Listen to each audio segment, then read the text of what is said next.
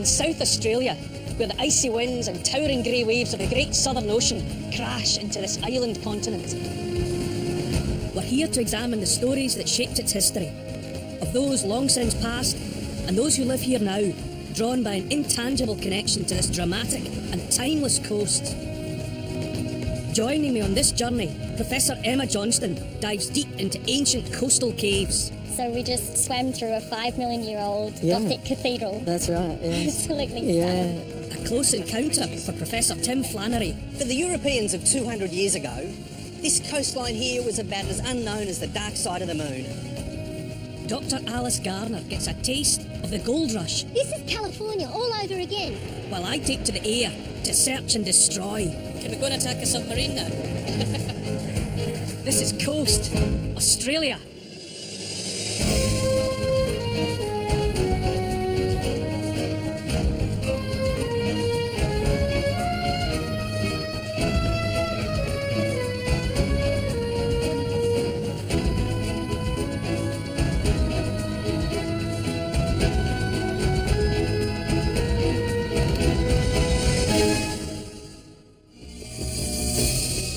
Coast's first trip to South Australia, we journey from Port Adelaide, around Kangaroo Island, down through the Coorong to the Limestone Coast.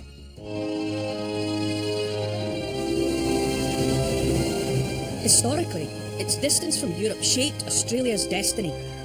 Now, the future of this island continent is tied to Asia. And with 60,000 kilometres of coastline, the tyranny of distance is a boon and a curse. It's a challenge that requires sophisticated eyes and ears, not so much on the land, but on the sea and in the air, and that's where I'm going to investigate. In South Australia, the Royal Australian Air Force has two roles to play, one defence and the other rescue.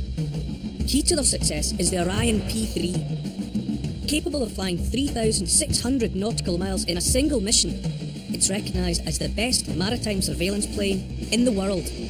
Today, I get to go up in one of these magnificent machines, giving me a glimpse of the colossal responsibility that is Australia's coastal defence. That's us then, ready for the off.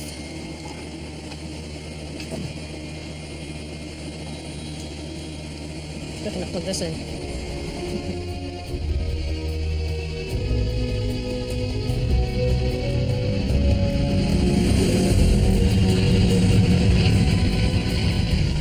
For a maritime nation like Australia, attack by submarine is a real threat. First up in today's training exercise is a drill to locate underwater invaders, using the Orion's state-of-the-art sonar and radar. So the idea is that somewhere in this area, there's a submarine, and you need to know where it is and what it's doing. That's right, so we're using radar primarily to find where the submarine is, track it, and hopefully achieve a mission kill. Once deployed, the Orions operate well below the standard cruising altitude of 35,000 feet. Are we the double white circle? Yeah, that's right. So this circle here, there's a line coming off, which is the way that we're pointing, and the pilots are operating at quite a low level. What do you call low level? Really low level is about 100 feet, and that's quite sporting. Right. We'll do that operationally. Will we do that today? Perhaps, yeah, hopefully. Definitely. Great. The squadron's motto is shepherd or destroy. So along with torpedoes to sink the enemy, the Orions carry critical gear for search and rescue missions. 101 feet of wingspan, we're only 100 feet above the waves, so somewhere out there the wingtip is just above the water. The sea is close enough to touch. To mark the position of survivors, smoke canisters are fired into the sea. Yep, there's the smoke. Clear as day, trailing from right to left. So that would be marking the position of someone or something in the water, and the smoke makes it easy to find again. 60 seconds to run, bird open the door, stand by the drop. In a highly coordinated manoeuvre, the crew open the cabin door. Door open. Drop now. And throw out a specially packaged life raft and supplies. Stop. Door's closed. Back in surveillance mode, these firing tubes double as launchers for sonar buoys, sensitive listening devices that work in tandem with the radar. Crew, stand by buoy. away now. Two boys. So as soon as one of those is in the water, you can eavesdrop on whatever's going on the vessel that it's beside. Sort of. We're listening to all the mechanical noises, pumps and engines and propellers, all that sort of stuff. From that, we can determine what sort of vessel it is and how fast it's going. Take a copy is radar track ages our vessel of interest. Pilots' intentions will be to do a rig run on this contact. Along with submarine hunting, the crew monitors surface vessels as well, Standby beam. tagging suspected vessels with this specialised long-range camera. Did those ships know that you were coming? Had you given them advance warning? No. As a matter of routine, you just go and have a look at vessels that are in Australian waters? Absolutely. Just see what they're doing? Yep. It could be a vessel polluting or suspected of polluting. Things like that are obviously quite important because you don't want pollution in the waters around here, obviously. As a pilot, how do you rate this aircraft? I think it's fantastic. It's Why? just beautiful aircraft to fly. As far as a pilot goes, this is back down to basics. This is raw flying, which you just don't get a lot of. As if to prove his point, crew captain Daniel Evans blindsides me You're in a nice position. I'm going to hand over to you. So when I say handing over, I was getting you to take the yoke. and hands over control of the aircraft to me. Am I now flying this plane? You are. It's holding itself level at the moment, so you can turn it left and right. It's just like driving a car to the right. So this is not a trick, this is me doing this. This is you doing it. Wow. I wasn't expecting to be in charge of something like this today. You sure this is legal? Can we go and attack a submarine now? If there are any around. All right. It's going to take over again. That's fantastic, okay. Just release the yoke. And then... Right. So I've got control of the aircraft again. Amazing. Good fun. Well, I've never done that before. Not many people have.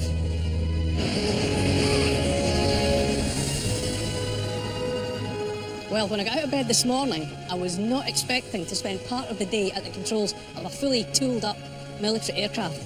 So there you go, a definite first. And there's another thing. These aircraft are coming to the end of many long years of distinguished service. But when the day comes and they finally go over the hill into history and fly no more, I'll be able to say that, if only for a few moments, I too once flew an Orion.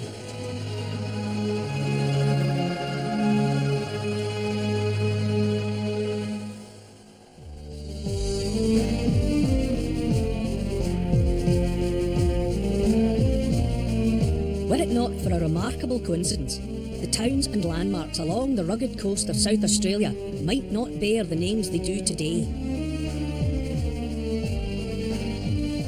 In 1802, just off the coast here, two of the world's greatest navigators met by chance. At that time, their respective empires, France and England, were fighting the Napoleonic Wars. But this encounter was peaceful and even cooperative. Professor Tim Flannery is setting out to investigate why.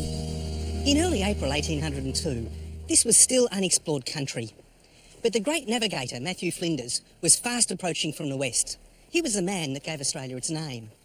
While from the east, there was a grand French expedition led by Captain Nicolas Baudin, the greatest scientific exploring expedition of the 19th century. The two were destined to meet just out there, in a place that's been known ever since as Encounter Bay. I'm here to meet an old mate, Adam Wynne, and we've got a bit of a deal going about hats.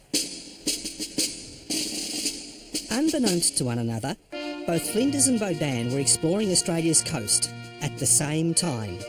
It was the race to chart Terra Australis. At stake, a claim to this vast island continent and all its many resources. Monsieur le Captain, permission to board. His hat may look like French Captain Baudin's, but my mate Adam Wynne is as Aussie as they come. It's fantastic to see you again, Adam. So wonderful. It's been so long. I know, 200 years. I can't believe it went so quickly. Adam's a talented winemaker with a penchant for history.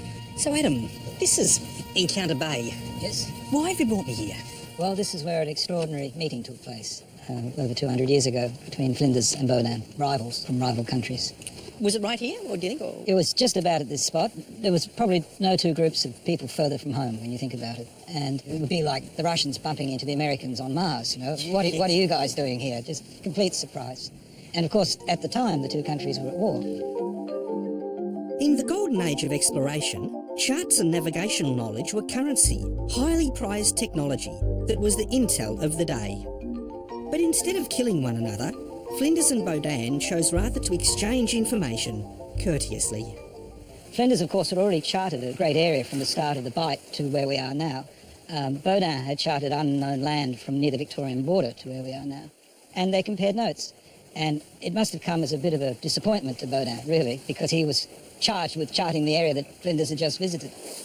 Yes, so you can see these maps. Yes. These maps, Adam, are of particular importance, aren't they? Very much so. The information was vital for so many things at that time. The ships of those days plied the seas with fairly limited navigational aids and often were lost, at huge expense to the merchants involved. So the more accurate the charts, the more easier was your flow of commerce and the wealthier you became as a nation. Imagine if Baudin had got there first and a stake had been made on the colony. What do you think South Australia would be like today? Well, it's fascinating to contemplate, isn't it? South Australia could have been the Quebec of Australia. What a huge difference that would have made to our history. What an intriguing thought. A French South Australia. Yes. Marvellous. Vive la différence. Vive la différence, mon capitaine.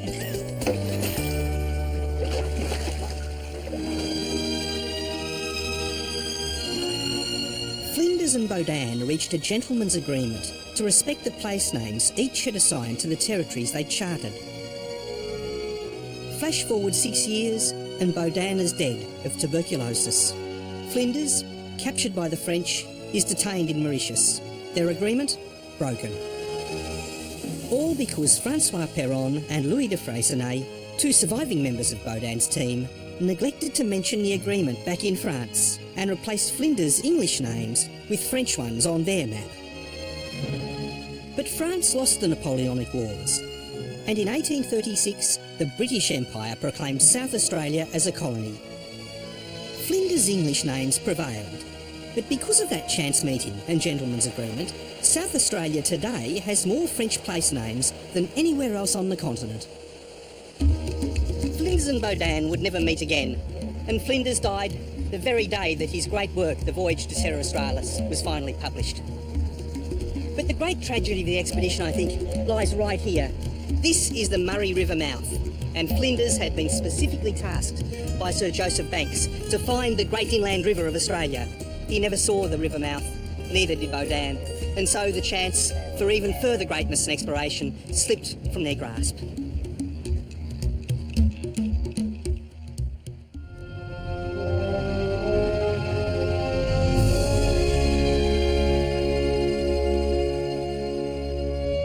The mighty Murray is Australia's longest river.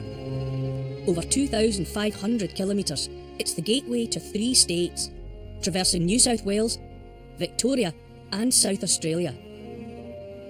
But the shifting sands of the Murray mouth make this channel impractical for shipping. And even newly invented flat-bottomed paddle steamers found the crossing extremely treacherous. So here, the last bend before the river reaches the sea, was selected as the place where the riverboats would unload their cargoes, mostly bales of wool, for transfer onto the ocean-going ships out of Port Elliot and later Victor Harbour, and a new era of commerce had begun.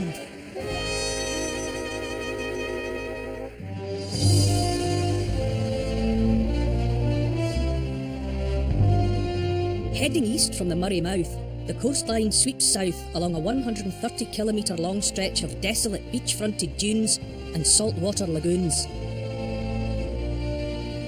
This is the Coorong, one of Australia's largest wetlands, immortalised in the classic feature film Storm Boy.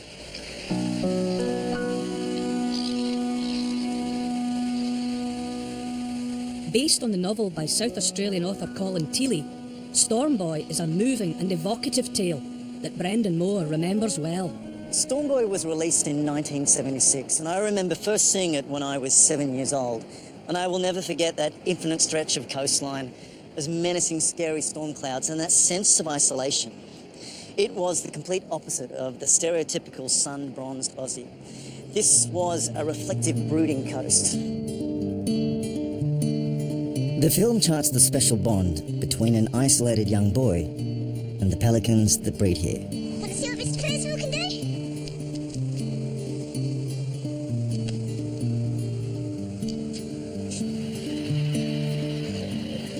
This is my first visit to the Coorong, and I wanted to see for myself what it is about this place that inspired both the book and the film. Storm Boy was photographed by Jeff Burton. He's one of Australia's most renowned cinematographers, and this moody film launched his international career. How important was the Coorong as a character in the film? It's important in a story that is as wide-ranging as the length of the events that occur in Storm Boy, to be able to see this landscape as threatening, but at the same time using that same landscape in a context of beauty, and yet it's the same pile of sand and the same bushes and the same sky above. It's how you manipulate those elements to give the landscape that character. Did you have any idea when you were making the film you were effectively making an ode to this beautiful environment? There was a period when there was a serious water shortage in the Murray. The pelicans were the first to go. It looked as though at that stage the Coorong was under serious threat. And I thought, Storm Boy may end up being evidence of an environment that will no longer exist. This could be the best the Coorong is ever going to look in history. Fortunately, the rains came. I mean, and the whole thing was averted, and water flowed down the Murray as it does, and almost overnight the pelicans came back and the rookery was re-established. The Coorong pelicans hold spiritual significance for the local Aboriginal people, who claim them as a totem. Storm Boy, you run like a blackfella, like the wind. The relationship between young Mike and Fingerbone Bill, played by legendary Indigenous actor David Gulpilil, is another groundbreaking aspect of Storm Boy. There was a really important story about the spirituality of the landscape, and this was personified by Fingerbone Bill.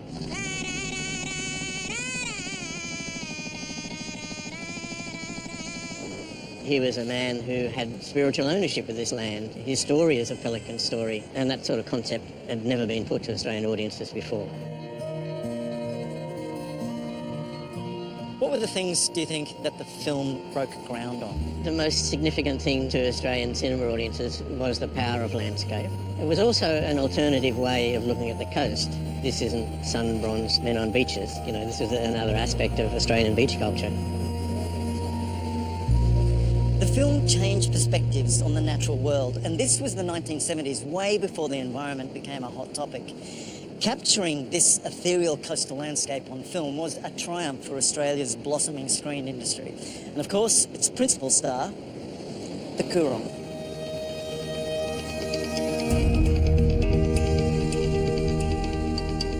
Storm Boy captured this coastline in fiction.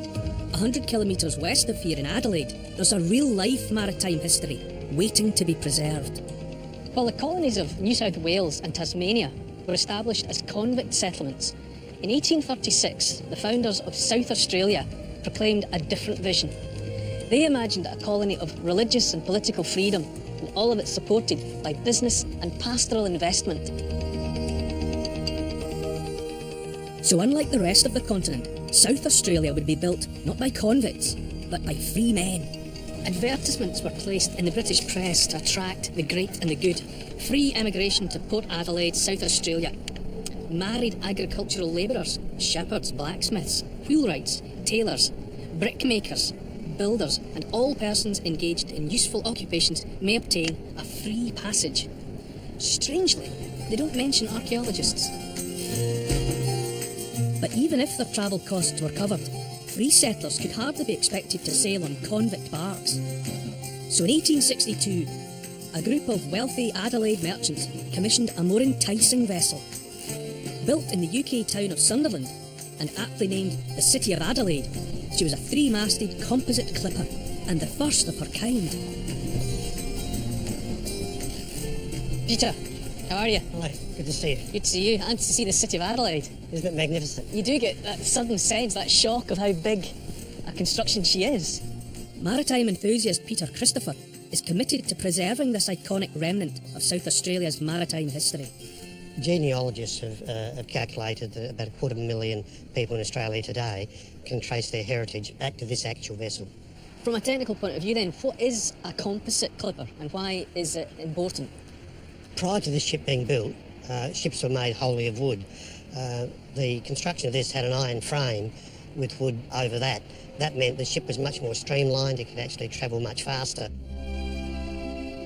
Between 1864 and 1886, the City of Adelaide made 23 round trips carrying British and European migrants to South Australia, returning to Britain with copper, wool and wheat. This ship was so fast it was capable of cutting a month off the journey to Australia. A month of a journey that was how long anyway? Some of the early ships took 4.5 months. This ship could do it in under 3. That's like a quantum leap. Superseded only by the age of steam, the city's sailing ended in 1893, and she languished in a Glasgow dock for almost 100 years before finally sinking. Raised, she was doomed to decay in a Scottish backwater until Peter championed a lengthy and expensive rescue mission. Peter, I have to ask, why go to all this effort for her? In terms of maritime history, this is one of the 10 or so most iconic ships in the world. So this is the mothership for Adelaide? It's very much the mothership. Yeah. It's a grand old lady.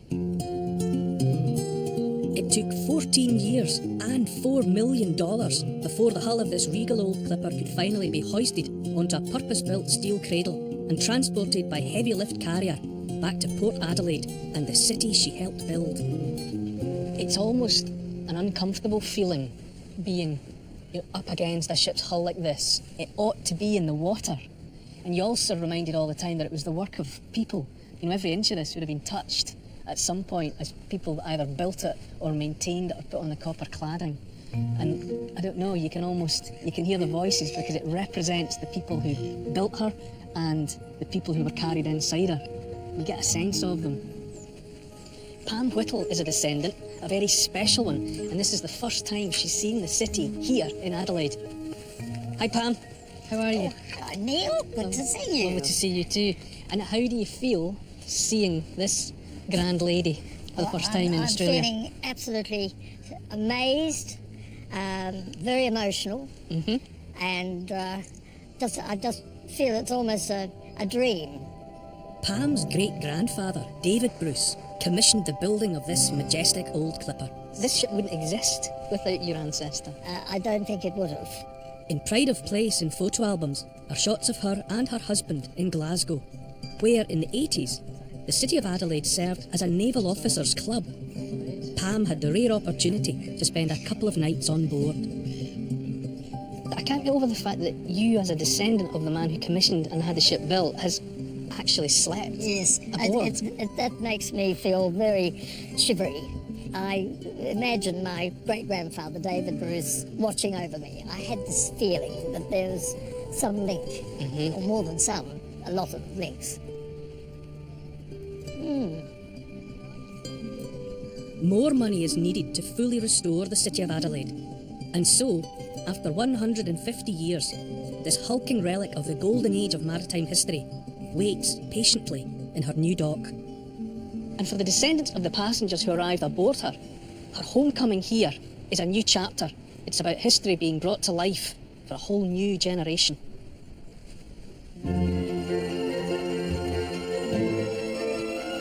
In the footsteps of great explorers like Flinders and Baudin, humans have domesticated much of this wild and rugged landscape. But the primal forces that gave this ancient coastline birth are far, far greater than any of mankind's endeavours. Hidden right here at Discovery Bay on South Australia's remote limestone coast, marine ecologist Professor Emma Johnston is about to uncover one of nature's best kept secrets. I'm here in South Australia, on the very border with Victoria. There's surf, sand, shorebirds, all very typical. But what's unusual, something I have never seen before, is this. Water bubbling out of the sand. To help me make sense of it is geomorphologist Grant Pearce, who's studying this natural phenomenon. Hey Emma, how you going? Good to see you. Good. Hey, what's this? What's happening here, Emma, is that these little bubbles coming out of here, it's groundwater coming up through the sand. Ah, this is fresh. It's lovely fresh water. If you have a taste, it's quite, apart from the sand, it's quite nice. So where has this come from? Well, the rainfall that generates this falls inland about 100 kilometres away from where we are. And it's sunk into the earth? It sinks into the earth, and it can take between 5,000 and 35,000 years to come out of this place. I could be drinking 35,000-year-old water? Fossil water, yeah. While these bubbling springs have taken 35,000 years to travel through the ground to the beach, their true origin began millions of years ago, when Tasmania split away from South Australia. The Great Southern Ocean rolled in over this Mount Gambier region, littering the seabed with shells and decaying crustaceans. These shells fossilised, and over millennia, increasing volcanic activity and gaseous venting created the series of caves that is South Australia's spectacular limestone coast. This whole region is like a Swiss cheese of cove features all the way around this coastline. And so when we have a look into some of those caves, we can see the water, which is also sitting in there, which comes from further up north. So behind us, behind this beach, you'll find a landscape which is full of holes. Absolutely, yeah. Let's go and have a look. So the secrets to this landscape are in fresh water, but on a scale I wasn't expecting. We've just come from the beach and now we're in what looks like a reedy grassland. Yeah, we're entering one of Australia's most unique wetlands. And look at what we've got here. That's stunning. So this is Piccaninny Ponds. Unlike most wetlands which are fed by surface water, Piccaninny Ponds is unique. Here, the groundwater seeps in from below, eroding the limestone above it. And when the thinning surface layer collapses, spectacular sinkholes or deep water ponds are formed. The water is about 14 degrees Celsius, and I'm joining Grant for an afternoon dive. Besides being a hazard to the passing drover and his dog, sinkholes were only ever a curiosity for snorkelers, until the invention of scuba and the aqualung in the 60s. Since then, curious divers like Grant have taken to exploring these underwater caverns. How deep is this cave? This cave goes down to about 110 metres. Like Flinders and Boudin, who first mapped the coastline, Grant and his colleagues are the new cartographers, continuing the explorers' legacy, probing the secrets of Mount Gambier's magnificent subterranean caves. Are we at risk of losing these freshwater ecosystems close to the coast? Provided that they're managed properly, this site will be able to be maintained well into the future. Placed here by cave divers, these tubular salinity probes monitor levels of salt at the fresh and seawater interface. This information is fed back to a station at Mount Gambier, where scientists use it to formulate water management plans to protect these wetlands. How many years ago did that form? We think that formed about 5 million years ago. So we just swam through a 5 million year old Yeah. Gothic cathedral. That's right, yeah. Absolutely Yeah. stunning. Just inland from Piccaninny Ponds is the deep and mysterious Kilsby sinkhole.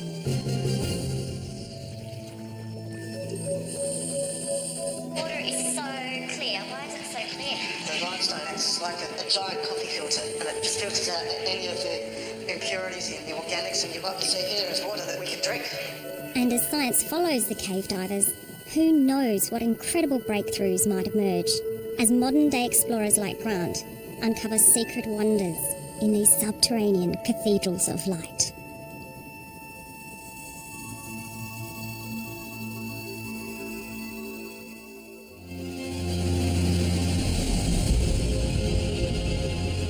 Just 200 years in the writing, and Australia's colonial history is rich with the achievements of a tenacious people who've made a life most splendid along this glimmering coast. But behind this success story is a dark and ugly shadow. Historian Dr. Alice Garner has come to the port town of Robe, 160 kilometres from the Victorian border, to explore how one colony's xenophobic tax was the making of another's coastal town. In the 1840s and 50s, Imperial China was fighting Britain and France in the Opium Wars. It was a time of great economic deprivation and political instability for the Chinese people. And for many, life was so grim that in order to ensure the survival of their family, they had to leave home to seek work overseas. In America, the gold rush was winding down. Word filtered through that the next El Dorado was in Australia, specifically Victoria. Seeking better prospects, desperate Chinese left their remote villages in droves, sailed on junks to Hong Kong and boarded European ships to Australia.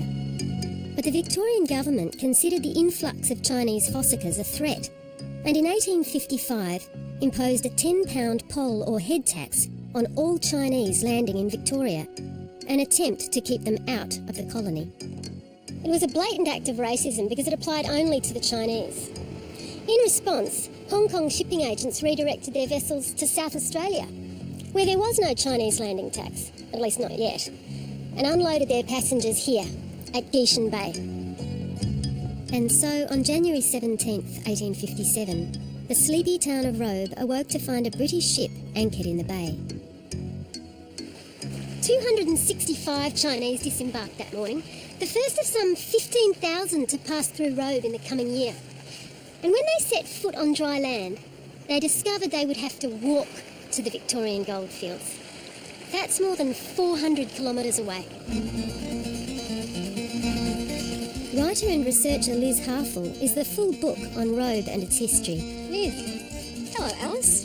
Welcome to Flagstaff Hill. This is the hub of where it all started for Robe. And over here we have Nicholas Bodan and Matthew Flinders, the two individuals that charted the coast. Can you paint me a picture of Robe at the time that the Chinese miners arrived? Yes, well, it was a very small and isolated port at the furthest end of the British Empire. Less than 200 people lived here at that time. Were they welcomed into Robe? On the whole, they were, because the locals soon worked out it was a fabulous business opportunity. Were they mainly men, or were there women and children on board? No, overwhelmingly men. In fact, census records show there are only 3 women on the whole of the Victorian goldfields well into the gold rush. The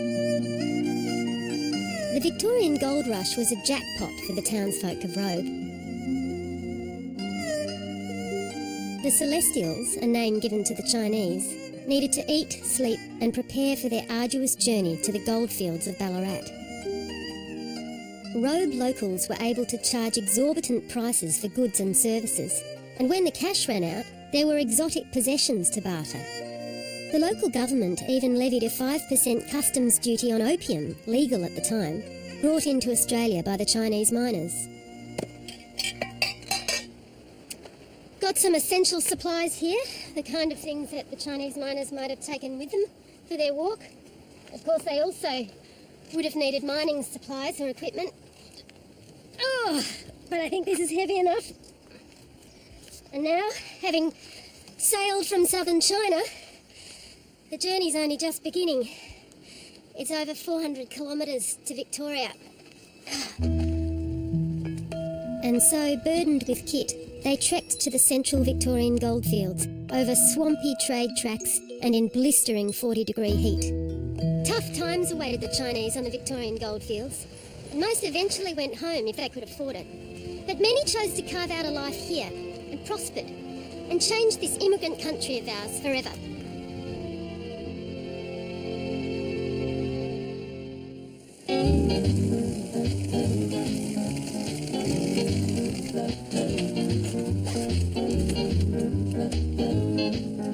Since its opening 73 years ago, the Robe Bowling Club has been a haven for retirees with a lust for life. I love living in Robe. My husband and I retired here about 20 years ago. We were farmers in the Lucendale area, and to be able to stand here and look out on that beautiful view on a nice day, what could be better than that? When it's really hot, we might go and have a dip. Yeah. Oh, crazy. We're old farts. Pretty serious. We got a toss for this game. It is coin with a koala on the front and his little backside on the back. I'll have a heads. I love heads. Did you play game? And it's a head. Ah, well, isn't that lovely? It's not a bummer. Everybody seems to migrate to Robe to retire. They all seem to love the sea air. There used to be shacks once, but now it's mansions. This one's going in nicely. Oh, come on, give it a shower. Look at this. Look at the kitty. That's good. The clerk of the council tried to do away with the bowling club itself. He wanted to put a car park here, but we told him no. He had a heart attack. You can talk to these bowls, you can kiss them, you can hug them, you can swear at them, but they never do what you tell them. But you still keep coming back because it's good fun. Almost. That's the winner. I drive a 1975 Tirana, which is my pride and joy. It's got plenty of boom in it. Yeah, noisy.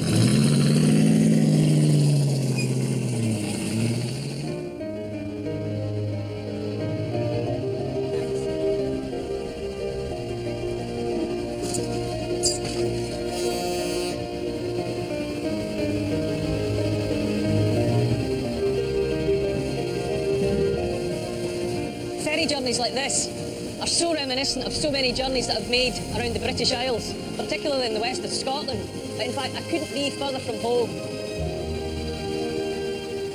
We're heading for Kangaroo Island, 15 kilometres off the coast, earmarked by Matthew Flinders as a suitable location for the first settlement of South Australia.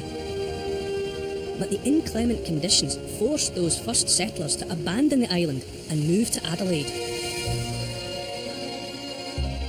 There's a hidden history here, swept over by the icy winds on this desolate shore, and I've come to dig it out.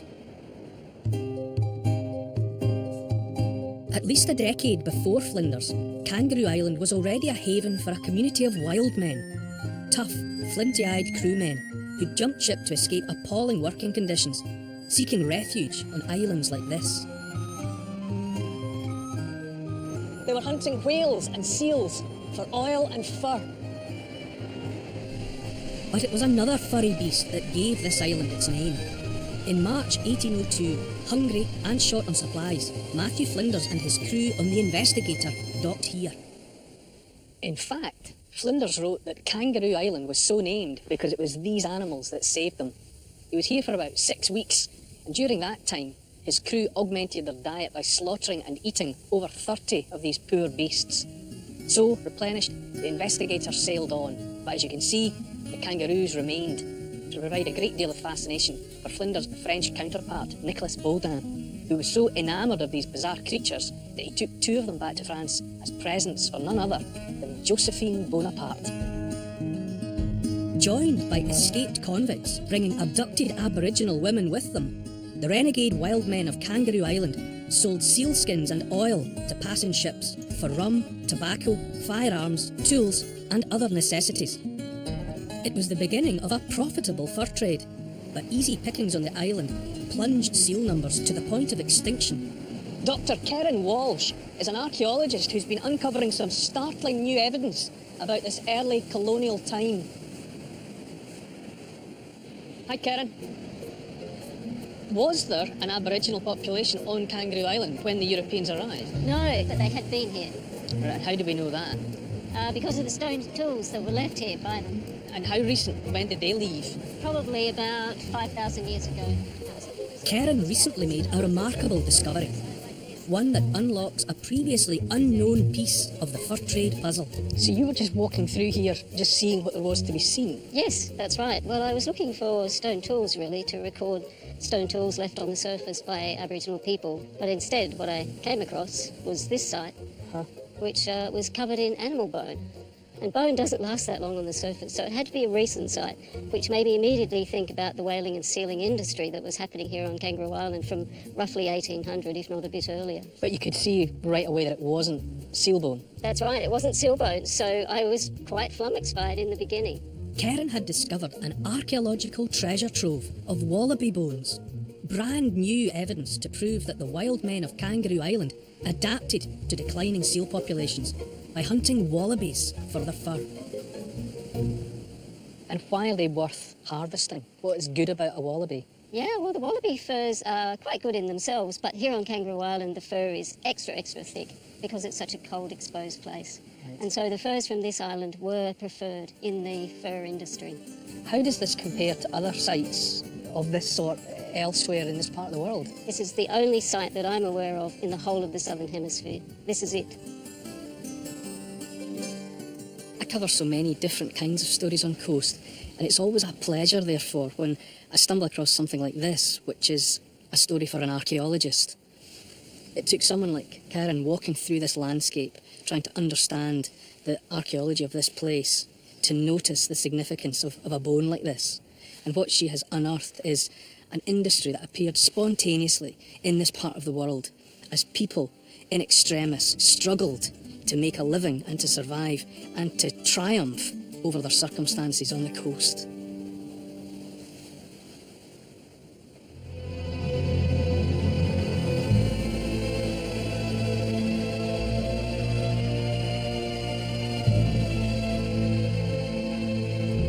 The remarkable rocks fairly live up to their name.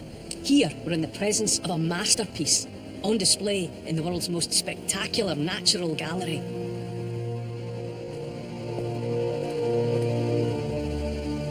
But this rock art isn't the work of Picasso or even Salvador Dali. The master sculptors here are sea, wind and rain, a relentless trio who've burrowed, pounded and swept around the 500 million-year-old granite, smoothing its edges and elevating its form over function. 500 million years ago, these remarkable rocks developed inside the Earth's crust, and their sculpted forms are unique to Kangaroo Island. Island dwellers tend to value their independence. I suppose it's something to do with the reassurance of knowing there's a barrier between you and the rest of the world, between you and authority. And that's why islands and islanders are just that little bit different. The renegade wild sealers of Kangaroo Island were a case in point. They built a profitable fur trade in this harsh wilderness, but at great cost to the indigenous wildlife.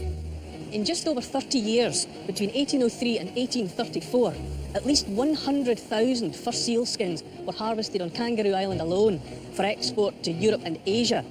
Here on the island, the species was almost wiped out.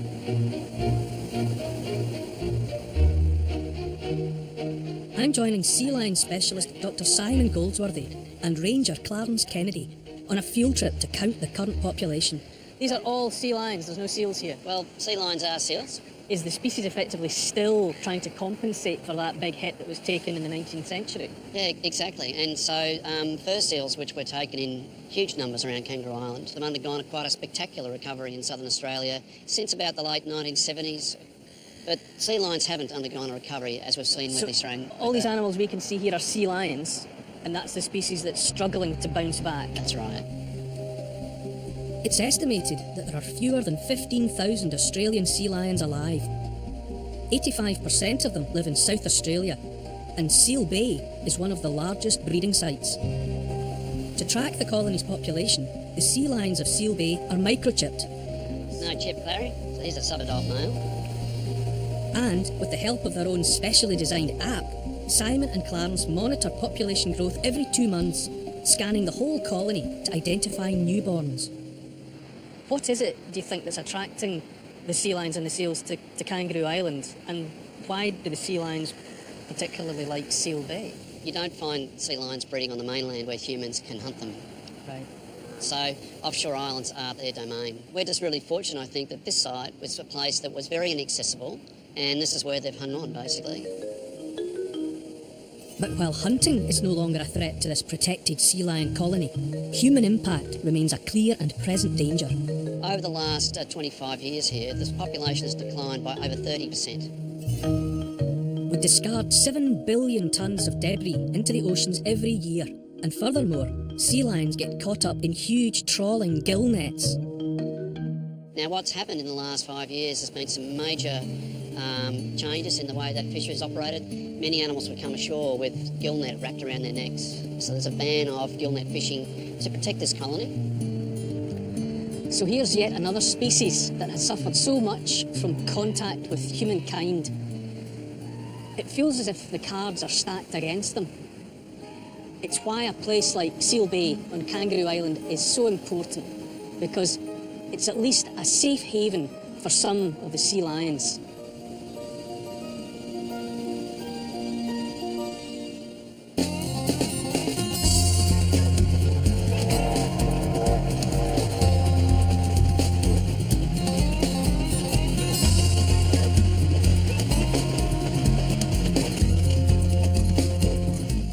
Train spotter as such, but there's no denying the romance of a railway that runs along beside the sea. And this was made even more intriguing by the fact it's called the Cockle Express. So I'm looking forward to a good lunch as well. Linking the seaside towns of Victor Harbour and Port Elliot to the mouth of the River Murray, The Cockle Express is the oldest steel-railed railway in Australia. In the days before steam, a horse-drawn train would bring the cockle hunters to Goolwa, and the little saltwater clams, or pippies, are so highly prized that the tradition continues to this day.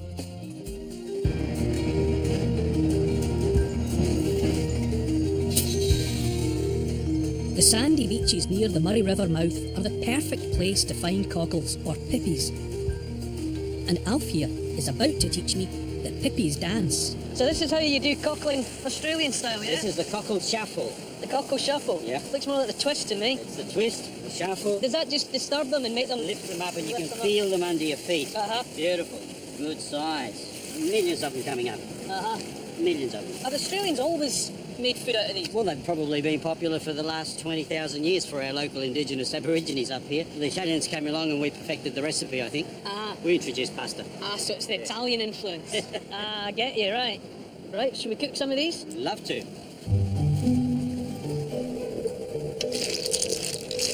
There's garlic and chilli in there. Yeah, lovely. You can smell it. Pasta's looking good. Al dente. Al dente. There's something brilliant about food you collect yourself and cook yourself outdoors. There's just something... It's delicious, it's fresh. Nature's gift. Oh, look at that. Oh, fantastic. That is good. That is really good. That is beautiful. Next time on Coast, we visit northern New South Wales. Dr. Alice Garner goes to visit a most extraordinary jail. It was a hive of activity. There was a barber shop, a tailor, a cobbler. Tim Flannery uncovers a little-known tale of heroism and exploration. 12 men, small rafts, total isolation for 6 months. It takes a special kind of person to survive that.